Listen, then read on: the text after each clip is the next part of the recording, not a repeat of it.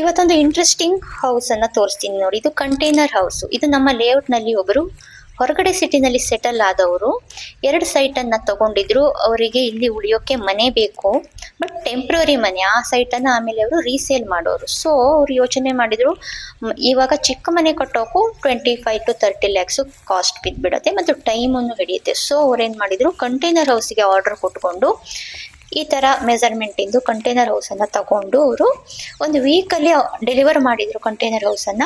ಆಮೇಲೆ ಅವರು ಬಂದ ತಕ್ಷಣ ಅದಕ್ಕೆ ಇಂಟೀರಿಯರ್ ಅನ್ನೆಲ್ಲ ಮಾಡಿಸ್ಕೊಂಡ್ರು. ಇಂಟೀರಿಯರ್ ಅಂದ್ರೆ ಎಲ್ಲ ನಿಮ್ಮ ಮನೆಗಳಲ್ಲೆಲ್ಲ ಏನು ನಾವು ಥಿಂಗ್ಸ್ ಅನ್ನ ಇಟ್ಕೊಂತೀವಿ, ಒಂದು ಫ್ರಿಜ್ಜು, ವಾಷಿಂಗ್ ಮೆಷಿನ್ನು ಎಲ್ಲ ನೋಡಿ. 2 AC ಕೂಡ ಹಾಕ್ಸ್ಕೊಂಡಿದ್ದಾರೆ. ಫ್ಯಾನ್ ಫೆಸಿಲಿಟಿನೂ ಇದೆ, ಬಟ್ ಅವ್ರು AC ಹಾಕ್ಸ್ಕೊಂಡಿದ್ದಾರೆ. ಈ ಮನೆಯಲ್ಲಿ ಒಂದೇ ಪ್ರಾಬ್ಲಮ್ ಅಂದ್ರೆ ಸ್ವಲ್ಪ ಸೆಕೆ ಆಗತ್ತೆ. ಅಂದ್ರೆ ತುಂಬಾ ಬಿಸಿಲಿರೋ ಜಾಗದಲ್ಲಾದ್ರೆ ಸ್ವಲ್ಪ ಸೆಕೆ ಆಗತ್ತೆ. ಉಳಿದಿದ್ದೇನು ಪ್ರಾಬ್ಲಮ್ ಇಲ್ಲ, ಲೀಕೇಜ್ ಆಗಲ್ಲ ಅಥವಾ ಏನು ಬೇರೆ ಏನು ತೊಂದರೆ ಇಲ್ಲ. ನಾವು ಹೇಗೆ ನಮ್ಮ ನಾರ್ಮಲ್ ಮನೆಗಳಲ್ಲಿ ಹೇಗೆ ಜೀವನ ಮಾಡ್ತೀವೋ ಅದೇ ತರ ಮಾಡ್ಬೋದು. ತುಂಬಾ ಲಾಂಗ್ ಟರ್ಮ್ ಮನೆ ಬೇಡ, ಹಾಲಿಡೇ ಹೋಮ್ ಟೈಪು ಮಾಡ್ಕೊಬೇಕು. ಅಥವಾ ನಾವು ಸಿಟಿನಲ್ಲಿ ಇದ್ದೀವಿ, ಹಳ್ಳಿನಲ್ಲಿ ಒಂದು ಚಿಕ್ಕದಾದ ಮನೆ ಬೇಕು, ತುಂಬಾ ಕಾಸ್ಟ್ ಬಿದ್ದು ಬಿಡುತ್ತೆ, ಟೈಮು ಹಿಡಿಯುತ್ತೆ ಮನೆ ಕಟ್ಸಕ್ಕೆ ಅಂದ್ರೆ ನಾವು ಈ ತರ ಕಂಟೈನರ್ ಹೌಸ್ ಅನ್ನ ಆರ್ಡರ್ ಮಾಡ್ಕೊಬಹುದು. ಅದು ರೀಸೇಲ್ಗೂ ತುಂಬಾನೇ ವ್ಯಾಲ್ಯೂ ಇದೆ. ನೀವು ಇದನ್ನ ರೀಸೇಲ್ ಮಾಡಿದ್ರು ಅದಕ್ಕೆ ಅಷ್ಟೇ ಚೆನ್ನಾಗಿ ವ್ಯಾಲ್ಯೂ ಬರುತ್ತೆ. ಸೊ ಏನು ಅದು ಅಂದ್ರೆ ವೇಸ್ಟ್ ಆಗಲ್ಲ. ಸೊ ನಾವು ಈ ತರ ಐಡಿಯಾನ ಯೂಸ್ ಮಾಡ್ಬೋದು.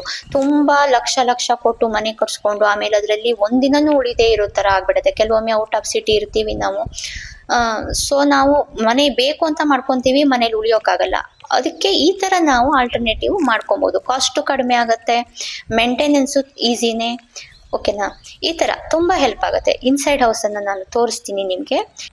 ಯಾರಿಗೆಲ್ಲ ತುಂಬಾ ಲೋ ಬಜೆಟ್ ಅಲ್ಲಿ ಮನೆ ಮಾಡ್ಕೊಬೇಕು ಅಥವಾ ಟೆಂಪ್ರರಿ ಹೌಸ್ ಮಾಡ್ಕೊಬೇಕು ಅನ್ನೋರಿರ್ತಾರೆ, ಈ ತರ ಪ್ಲಾನ್ ಅನ್ನ ನಾವು ಮಾಡ್ಕೊಬಹುದು. ಏನು ಪ್ರಾಬ್ಲಮ್ ಆಗಲ್ಲ.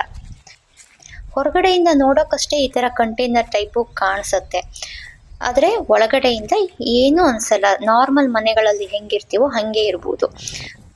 ಪ್ಲಂಬಿಂಗ್ ವರ್ಕ್ ಅನ್ನ ಸ್ವಲ್ಪ ನೀಟಾಗಿ ಮಾಡ್ಕೊಂಡು ಪಿಲ್ಲರ್ ಮೇಲೆ ಇದನ್ನ ಇಟ್ಕೊಂಡಿದ್ದಾರೆ.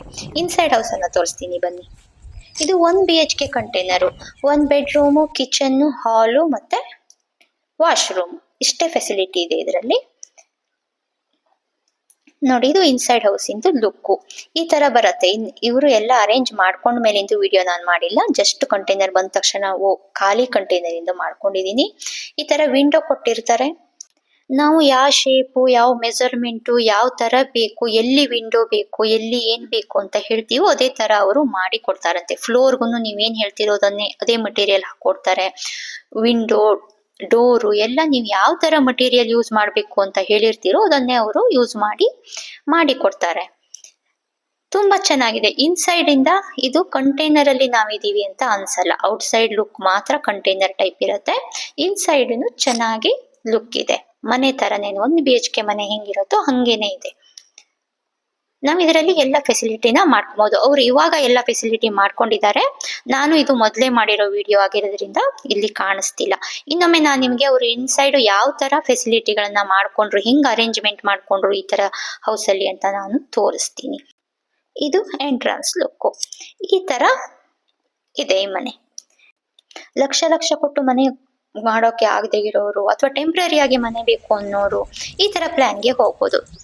ಯಾರಿಗೆ ಈ ಥರ ಐಡಿಯಾದ ಅವಶ್ಯಕತೆ ಇದೆಯೋ ಅವರಿಗೆ ಶೇರ್ ಮಾಡಿ. Thank you for watching.